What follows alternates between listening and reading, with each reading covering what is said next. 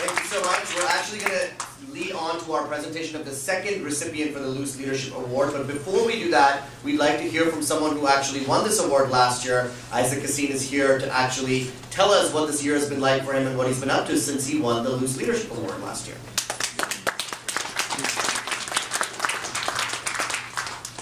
Good evening, ladies and gentlemen. My name is Kassin, and I am a 2013 Luce leader and co-founder of the World Youth Initiative. Just for a little background, the World Youth Initiative is a global, student-run, nonprofit fund under the Luce Foundation that empowers kids from around the world to tackle prevalent issues in their respective regions. Now, before I continue, I would like to thank the Luce Foundation and Skadden Arps for inviting me back to participate tonight at this wonderful event, and I hope I contribute as much as possible.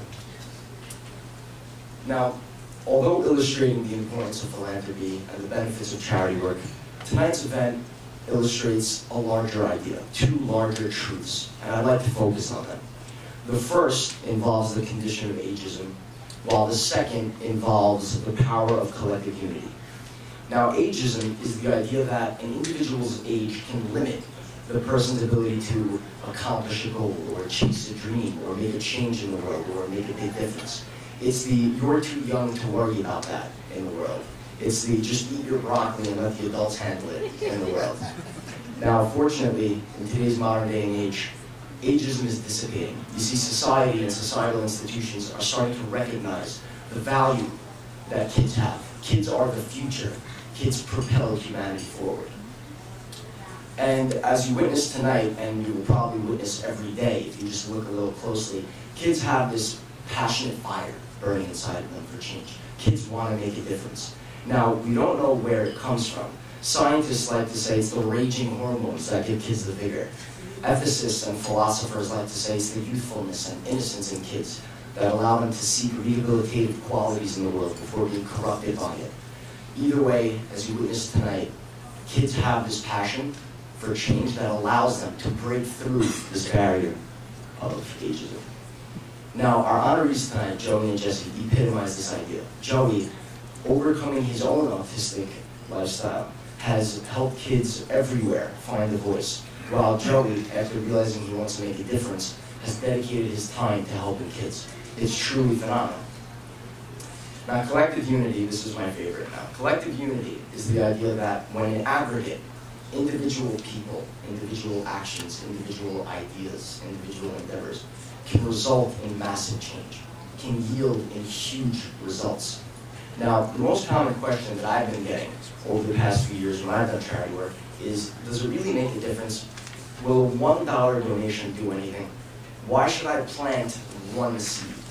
Will recycling one bottle really help the environment? You can't change the world. And this is how I look at it. The ocean is one of the most vast entities on our planet. It encompasses 70% of the Earth and has around 353 billion gallons of water. Now, generally speaking, water likes to find level, right? It spreads out until contained. Now, what prevents the ocean from completely flooding the Earth, spreading far and wide and drowning everyone inhabiting the planet? Putting the moon aside and the tides and all the scientific stuff aside, in and of itself, it seems as though it's land, right? The beaches border the ocean, right? The beaches are what protect the ocean from taking over the Earth. I want you to take a look at this here. This here is a grain of sand. Weighing around 2.5 thousandths of a gram, I'm sure we can all agree that, intrinsically speaking, this grain of sand has absolutely no value. It is probably one of the most worthless, insignificant, teeniest particles and pieces of matter known to mankind. You would never think that this particle of sand can actually contribute to the world. But yet, when united with others, around 7 quintillion of them, this grain of sand literally contributes to the way our Earth functions and protects us every day. And charity work is the same exact way. I'll leave this here so you can observe it. Charity work is the same exact way. I'll never forget it. A few years back when my friends and I raised money for Ronald McDonald House Charities. And for those of you who don't know, Ronald McDonald House Charities basically house children and families with hospitalized children in conditions suitable for the lifestyle that requires the treatment that they're currently undergoing. And anyway, I was taking a tour, and I was very young, it was a while back, and I remember complaining to my mom that I didn't want to go back to school after this, and I wanted to go home. And the gentleman giving the tour of the home smiled and he said, I want to show you something. And he took me to this little glass room, and it was glassed off, and there were toys and games, and he said, we have a little girl here that has severe cancer, and unfortunately her treatment does not allow her to have any exposure to germs because her immune system is just too weak. So he said, every time the girl has to leave the hospital to see her family, she has to stay isolated in that room, and her family members can't even go in. He said, do you know what she would do to go to school? Do you know how much she would give to be able to have that life and go to school? And before I started to cry, he told me, he said, but you know what? The beautiful thing is, with every dollar that you have given us, you have given her that fighting chance. You have increased statistically the probability of her gaining that life, of going to school and chasing her dreams. And you know what? He's right. Maybe the dollar won't change the world. Maybe the seed won't turn into 1,000 trees. Maybe recycling a bottle won't change the environment. But you know what? You can change a life. You can gift someone the gifts of life, like hope and love and courage and support. And that's what charity is about. It's not about changing the world. It's about changing lives.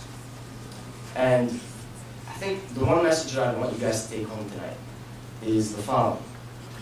When you leave here and you go on your trains and your cars and your taxis or the buses to go to your homes and apartments and offices to continue this thing we call life and take on your individual journeys to conquer your hopes and dreams and overcome your fears, there's going to be times where you feel insignificant, where you think maybe your age is a barrier, maybe you're too old or you're too young, or you think you've missed out on your chance, or you're going to feel insignificant like the other 7 billion people on this earth who are just walking around trying to find their purpose. And what I want you to do, and I've been trying to do this every day, is to remember the grain of sand. You are the grain of sand. When each of you make an effort to make a change, you collaborate and you become this giant thing that is our world. You guys are what make our world spin. And that's exactly why in developing countries, as well as here, things are improving. It's because of each and every one of your individual attempts to make change. So I'm going to conclude with this. Be the grain of sand.